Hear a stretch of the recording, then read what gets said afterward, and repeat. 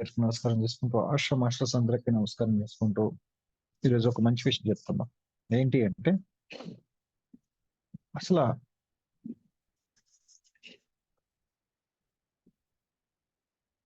భూమి మీదకి మనం వచ్చాం బానే ఉంది. ఒక యోగ్య వస్తుంటే తల్లి గర్భంలో ఉన్నప్పుడు కూడా శ్వాసను గమనించుకుంటూ ఒక యోగ్గా మారి అక్కడ తల్లి గర్భం నుంచి బయటకు వచ్చిన తర్వాత ఒక బాబుగా పాపగా వచ్చిన తర్వాత పూర్తిగా ఈ యొక్క రిలేషన్షిప్స్ బంధాలు కుటుంబ బంధాల్లోకి మానవుడు చిక్కుకుంటున్నాడు. ఓకే. కానీ ఏది ఎంతవరకు తీసుకోవాలి ఈరోజు సబ్జెక్ట్ అది. కుటుంబ బంధాలను కూడా ఏది ఎంతవరకు తీసుకోవాలి? కుటుంబ బంధాల్లో మనం ఇరుక్కుపోతున్నామా? లేకపోతే మనం కరెక్ట్‌గా ఉన్నామా లేదా మీకు మీరు సెల్ఫ్ చెక్ చేసుకోండి. ఓకే. అది ఎక్కడి నుంచి మొదలు పెడతానంటే చిన్న పిల్లవాడి దగ్గర నుంచి ఒక 95 సంవత్సరాల ముసలివాడి అయ్యే వరకు కూడా ఏ స్థితిలో ఎవరెవరు ఏ స్థితిలో ఎలాగా తన యొక్క పాత్రని నటించాలన్నది ఈరోజు క్లాస్. అది కూడా ఏంటి అంటే ఎందుకు ఇది సబ్జెక్టు అంటే ఇది కూడా జ్ఞానంలో ఒక భాగమే. మనం ఏం చేస్తున్నాం? భౌతిక జీవితంలో కొన్ని రిలేషన్స్ దగ్గర చాలా ఇబ్బంది పడుతున్నాం. అది తల్లి కొడుకుల మధ్య కావచ్చు, భార్యాభర్తల మధ్య కావచ్చు, అన్నదమ్ముల మధ్య కావచ్చు, ఏ విషయంలో అయినా సరే ఇబ్బంది పడుతున్నాం. దీనికి అసల మన చుట్టూరు ఉన్న వాళ్ళ పరిస్థితి ఏంటి? అసలు మన పరిస్థితి ఏంటి? ఈరోజు ఒక్క నిమిషం మాట్లాడుకుందాం. ఏంటి అంటే ఇక్కడ ఎవరు ఎవరిని ఇబ్బంది పెడుతున్నారు? ఎవరికి ఎవరు రిమోట్ కంట్రోల్ అవుతున్నారు? ఓకే. మనం అందరికీ చిన్నప్పటి నుంచి కూడా ప్రతి ఒక్కళ్ళకి చిన్నప్పటి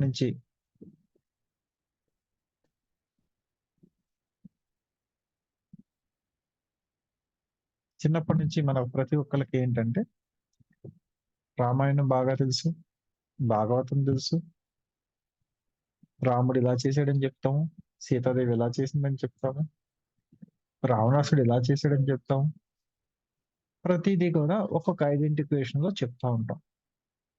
కానీ అది ఎంతవరకు తీసుకోవాలి, మనం ఎంతవరకు ఆచరించాలి, వాళ్ళ ఒక క్యారెక్టర్స్ ఒక విషయాలు ఏంటో అర్థం చేసుకోలేకపోతున్నాం మనం. ఓకే. అంటే ఈరోజు ఇప్పుడు ఒక తల్లి పిల్లల్ని ఎలా పెంచుతుంది అంటే ఈ రోజు మేము డబ్బులు ఖర్చు పెట్టి నేను చదివిస్తున్నాం కాబట్టి నువ్వు బాగా చదివేసి ఒక మంచి జాబ్ సంపాదించేసి నువ్వు ఒక అపార్ట్మెంట్ కొనుక్కుని మళ్ళీ నువ్వు భార్య పిల్లల్ని పెంచుకుంటా మళ్ళీ నువ్వు ఒక మిషన్ లా మారిపోనే పెంచుతుంది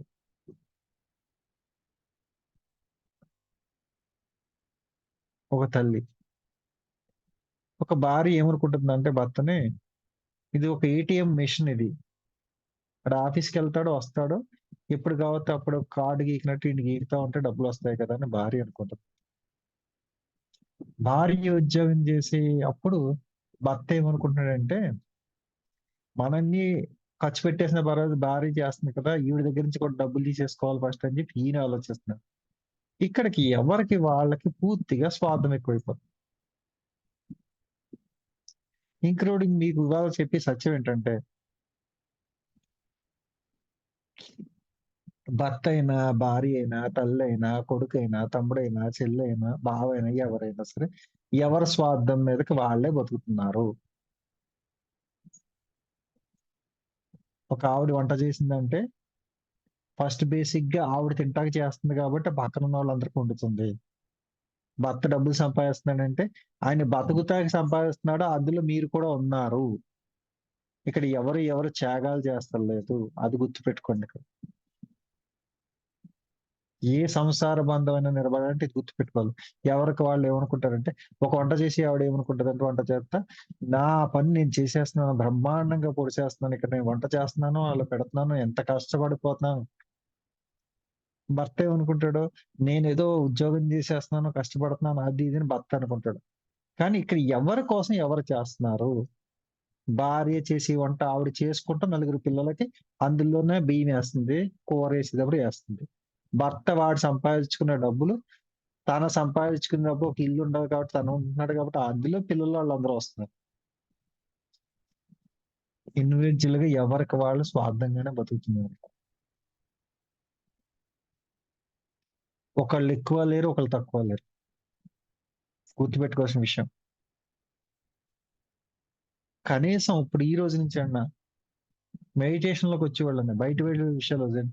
మెడిటేషన్ నుంచి వచ్చి వాళ్ళైనా మెడిటేషన్ లో ఉన్న వాళ్ళైనా సరే మీ ఇంట్లో ఉన్న పరిస్థితులు అన్నిటినీ అంగీకరించి ప్రేమిత్వం నేర్చుకోండి. ప్రపంచాన్ని తర్వాత ఉద్ధరించేయచ్చు. ప్రపంచాన్ని తర్వాత ఉద్ధరించేయచ్చు. ఫస్ట్ మీ ఇంట్లో ఉన్న ప్రేమిత్వం నేర్చుకోండి. అసలు ఒక పురుషుడు బయటికెళ్ళి వర్క్ చేస్తుంటే నిజంగా వచ్చేటప్పటికి మంచిగా మనం టీ తీసుకొచ్చి పెడదాము, కాఫీ తీసుకొచ్చి పెడదాం, పొద్దునుంచి కష్టపడి వచ్చాడు అన్న భావన ఎప్పుడైతే స్త్రీకి కలిగిందో అది ఆవిడ మాత్రమే నిజమైన స్త్రీ. ఇన్ని చేసినా సరే పాపం పొద్దునుంచి కష్టపడతానే ఉంటుంది కదా పాపం అని చెప్పేసి తను ఒక నిమిషం ప్రేమగా మాట్లాడి కరెక్ట్ గా ఉన్నాడా అతనే నిజమైన భర్త. పిల్లలు తన తల్లితో 10 నిమిషాలు కూడా మాట్లాడుకున్నవాడు ఆడి కొడుకే కాదు ఫస్ట్. ఆడికి ఎంత పని ఆడెంత గొప్పోడైనా అవసరం లేదు. తల్లితో 10 నిమిషాలు కూడా మాట్లాడకపోతే, తల్లిదండ్రులతో 10 నిమిషాలు కూడా మాట్లాడకపోతే ఆడి కొడుకే కాదు. మన ఇంట్లో ప్రతి మనిషిని మనిషిలా చూడనివాడు నిజంగా మనిషే కాదు.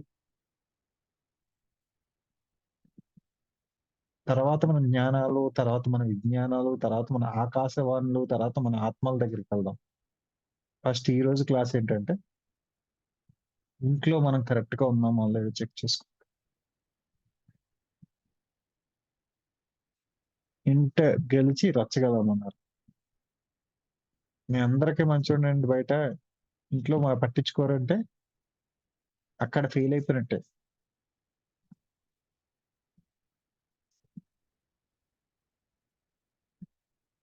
ఏమోనండి మా ఇంట్లో వాళ్ళు మా ఆయన మంచోడు కాదండి. నేను కష్టపడి మెడిటేషన్ చేసేస్తున్నానండి.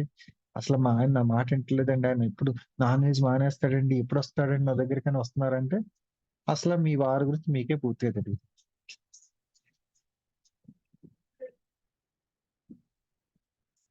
అతను ఎంత చెడ్డవాడైనా సరే మీకు జ్ఞానం చేసుకుంటే అవకాశం టైం ఇస్తున్నాడు కదా!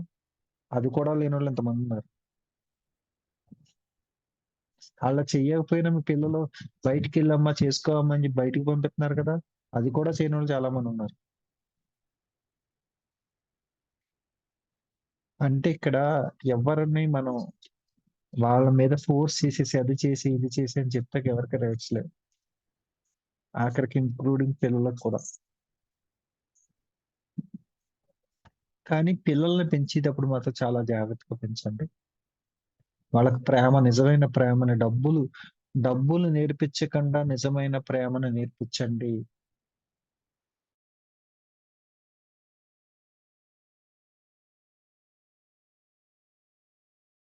టైం పడతదని కూర్చోమన్నారండి ఫోను చేస్తే. సరే అని చెప్పేటప్పటికి జస్ట్ కూర్చున్నా. మొదలుపెట్టారాళ్ళు. ఏంటంటే, ఈ సోఫా సెట్ ఇంత, ఆ టీవీ ఇంత, ఆ టీపాయ్ ఇంత, ఆ ఫ్లవర్ వాజ్ ఇంత. అక్కడి నుంచి తెప్పించాం, ఇక్కడి నుంచి తెప్పించాం అని చెప్పి చెప్తున్నారు. ఒక హాఫ్ అన్ అవర్ తర్వాత నాకేమనిపించిందంటే, ఆళ్ళ చిన్నప్పటి నుంచి కూడా చూసిందేంటంటే, ఎవరన్నా గెస్ట్ వస్తే మన ఇంటికి మంచిగా ఒక టీ కప్పుతో టీ ఇచ్చిన తర్వాత, మంచినీళ్ళు ఇచ్చిన తర్వాత, కూర్చోబెట్టి స్నాక్స్ పెట్టిన తర్వాత, ఇయన్నీ చెప్పాలి. ఇది కూడా ఒక గౌరవం అని చెప్పి ఫిక్స్ అయిపోయారాళ్ళు. ఎందుకంటే, ఆళ్ళకి చిన్నప్పటి నుంచి ఆళ్ళ అమ్మ, నాన్న అదే చేత్తన్నారు. ఎవరొచ్చినా అంతే. టీ ఇత్తన్నారు, స్నాక్స్ పెడుతున్నారు మంచిగాను. ఇంక ఈ సోఫా సెట్ ఎక్కడి నుంచి తెప్పించాం, అదెక్కడి నుంచి తెప్పించాం, అది ఇది అని చెప్తున్నారు. ఆళ్ళకదే పాపం నిజం అనుకున్నారాళ్ళు. ఏంటంటే, ఆళ్ళ తప్పేం లేదు. నేను వింటా ఉన్నానంతే. వాళ్ళ తప్పేం లేదు. ఏంటంటే, వాళ్ళ దృష్టిలో ఏంటంటే, ఇది కూడా మర్యాద అని చెప్పి అనుకుంటున్నారు. అసలు నిజంగా మర్యాద అంటే ఏంటి?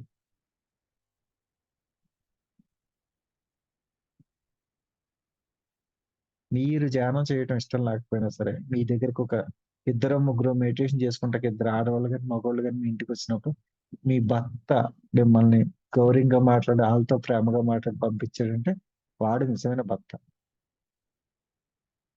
మీకు గౌరవం ఇవ్వకపోయినా పర్లేదు. వాళ్ళ ఎదుటి మనిషి ముందు మిమ్మల్ని కించపరచిన వాడు భర్త. భార్య కూడా అంతే.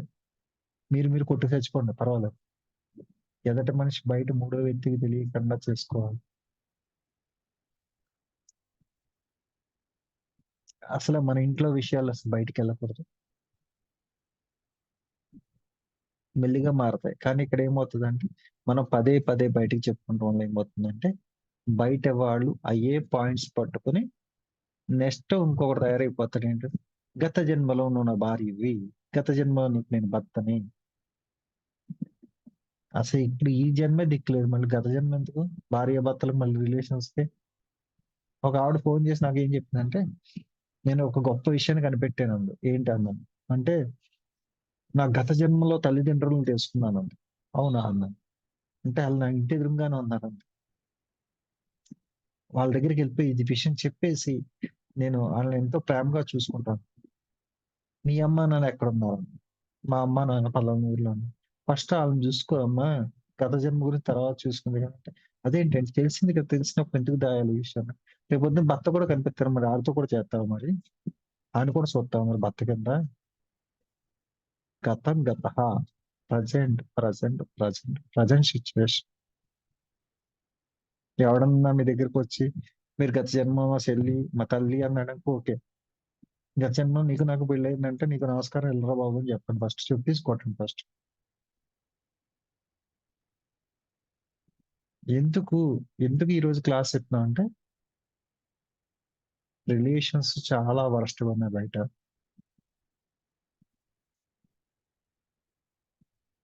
ఒక భార్యాభర్తలు సంసారం చేస్తున్నారు. 20 సంవత్సరం, 30 సంవత్సరాల నుంచి. అతను సడెన్‌గా సూసైడ్ చేసి చనిపోతున్నాడు. లేతే 8 సంవత్సరాలు, 9 సంవత్సరాలు సంసారం చేస్తున్నారు. సూసైడ్ చేసి చచ్చిపోతున్నాడు. తర్వాత చూస్తే మా ఆయనకి అప్పులున్నాయండి. నాకు ఆ విషయం తెలీదండి. లేతే మా ఆయన ఏదో, ఏదో అంటే ఏంటది డ్రింకింగ్‌కి అడిక్ట్ అయిపోయాడండి. తెలియక చచ్చిపోయాడండి. లేకపోతే ఇంకో ఏదో వేరే అమ్మాయితో ఉన్నాడండి. మరి మీరేం జేస్తున్నారు?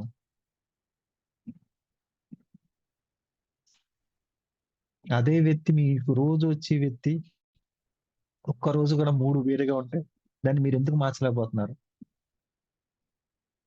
జ్ఞానం అన్న ముసుగులో ఉండిపోతున్నారా?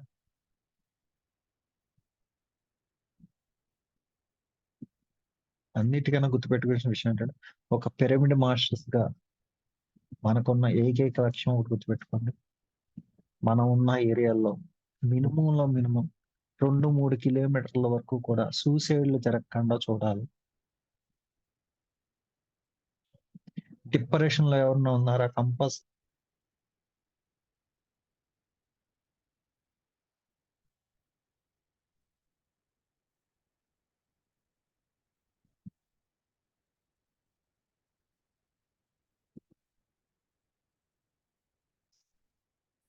ఎవరైతే డిప్రెషన్‌లో ఉన్నారో వాళ్ళందరినీ కూడా పూర్తిగా మీరు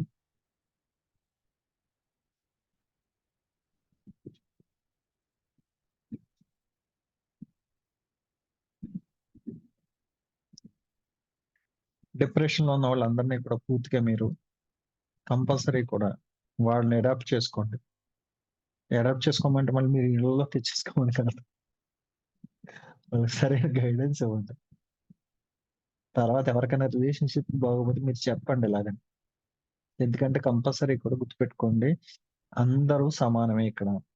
రిలేషన్‌షిప్‌లో అందరూ సమానమే. మన కుటుంబంలో అందరూ సమానమే. భార్య నిజంగా కోపపడుతుందా? ఓకే. రైట్. ఆ నిమిషం వదిలేయండి అంతే.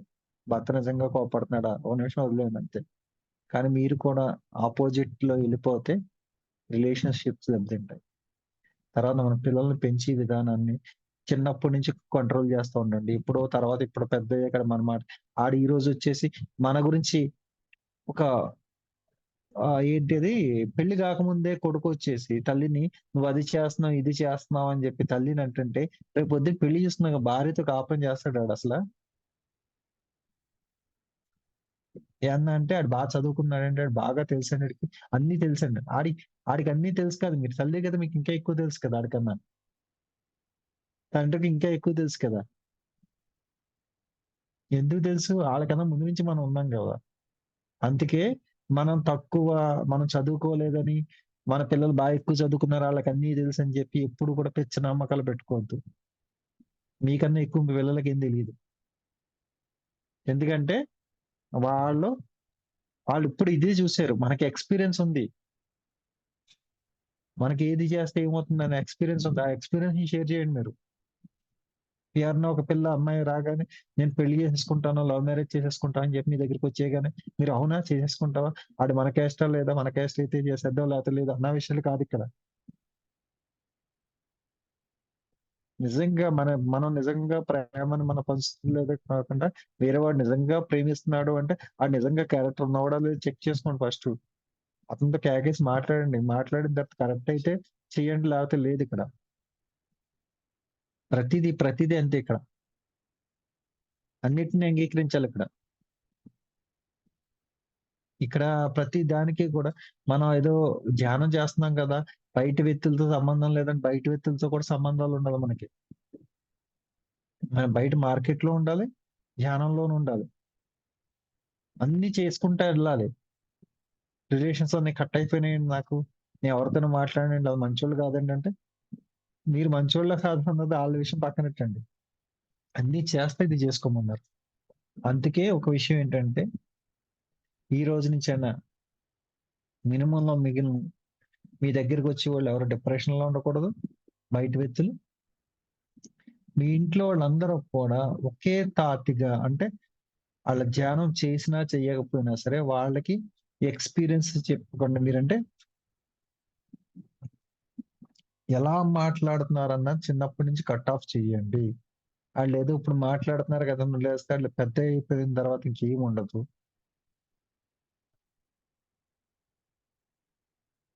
ఒక నాకు నచ్చని పాయింట్ ఏంటంటే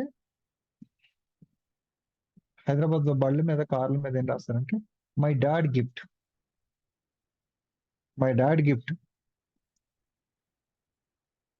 లేపోతే ఎవడన్నా ఒక ఇల్లు కొంటాడు. ఆళ్ళ అమ్మకి, నాన్నకి ఇస్తాడు. మా అమ్మకి, నాన్నకి నేనే ఇల్లు కొనిచ్చానన్నట్టు. వీడెలా అమ్మకి, నాన్నకి కొనిత్తమేంటి? అసలు ఆడు ఇక్కడ దింపిందే ఈళ్ళు కదా! ఆళ్ళెప్పుడన్నా సరే ఈడికి చొక్కా, బట్టలు కొన్నప్పుడు, ప్యాంటు, చొక్కా కొన్నప్పుడు నేనే కొన్నానని చెప్పి ఆళ్ళెప్పుడన్నా చెప్తూ తిరిగారా? ఈడు జస్ట్ ఒక ఫోను కొనిత్తాడు. మా అమ్మకి నేను ఫోను కొనిచ్చా. మా అమ్మకి అన్నం పెట్టాను. నీకు చిన్నప్పటి నుంచి ఇది పెట్టి, అన్ని పెట్టి ఇక్కడి దాకా తీసుకొచ్చారు కదా! నువ్వు మీ అమ్మకి అన్నం పెడతావేంటి? మా అమ్మ చచ్చిపోతుంటే ఆపరేషన్ చేయించక నేనే డబ్బులిచ్చా. నువ్వు చచ్చిపోకుండా ఇక్కడి దాకా బతికిచ్చింది ఆవిడ కూడా. గుర్తుపెట్టుకోవాల్సిన విషయం ఏంటంటే మగవాళ్ళకి ఎవరికైనా సరే మీ తల్లిదండ్రులు చేసిన ఏయైతే ఏయైతే పనులున్నాయో మీ భార్యకి కూడా చెప్పకుండా చేసే బాధ్యత మీకుంది. అది మీరు చెప్తే గొప్ప అని మీరు అనుకుంటున్నారు. అవతల వాళ్ళకి మీరు చులకనిస్తున్నారు.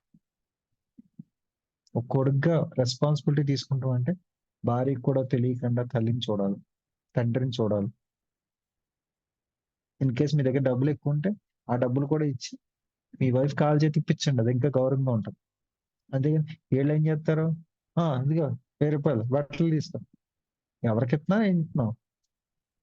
రూ. 1000 కాదు. ఆళ్ళు చిన్నప్పటి నుంచి ఏసీ ఫీజులన్నీ కడితే జీవితాంతం కాదు. నువ్వు సాఫ్ట్‌వేర్ ఉద్యోగం కాదు. ఇంకా పెద్ద సాఫ్ట్‌వేర్ కంపెనీ పెట్టినా అప్పు తెచ్చుకోలేవు నువ్వు తల్లిదండ్రులకి. ఎవరైనా అంతే. అందుకే ఈ రోజు నుంచన్నా కొద్దిగా రిలేషన్‌షిప్స్ చాలా జాగ్రత్తగా ఉండండి. అందుకే ఈ క్లాసు మీరింటాం కాదు మీ పిల్లలకి వినిపించండి. తల్లంటే ఏంటి? తండ్రంటే ఏంటి? ఎవరితో ఎలా మాట్లాడాలి? ఆడు బీటెక్ చదువుతున్నాడంటారు. ఆడి దగ్గరికెళ్తే ఆడసల మనతో మాట్లాడడు. ఏదో చూత్తా ఉంటాడు. ఇప్పుడు నరసింహరావు గారి అబ్బాయి ఉన్నాడు. మొన్న మధ్య నాతో కూడా అంకుల్ అంకుల్ అని తిరిగేసాడు నా కూడా. అటువంటి అంత ప్రేమతత్వం ఉండాలి ఆళ్ళకి. అంటే ఒక మనిషిని చూస్తే రెండోసారి ఆళ్ళే వచ్చి మాట్లాడే టైప్‌లో పిల్లల్ని పెంచండి. మా అబ్బాయి మాట్లాడాడండి. నా మీద కోపమండి. నేనేదో అనేసానని. ఫస్ట్ చిన్నప్పటి నుంచి కూడా బాగా తన్ని పెంచండి ఫస్ట్ పిల్లల్ని. ఈరోజు మెసేజ్ ఇదే. ఇది కూడా నా దగ్గర నుంచి ఏ పర్సనల్ మెసేజ్‌లు ఏమి రాలేదు. ఈరోజు మాస్టర్స్ ఈ విషయం చెప్పమన్నారు. మీకు దీంట్లో ఏమైనా డౌట్లు ఉంటే అడగండి. Thank you master. జై హో పత్రిజీ. ఇది రికార్డింగ్ ఉండదు, యూట్యూబ్ లో పెట్టను. Okay, thank you.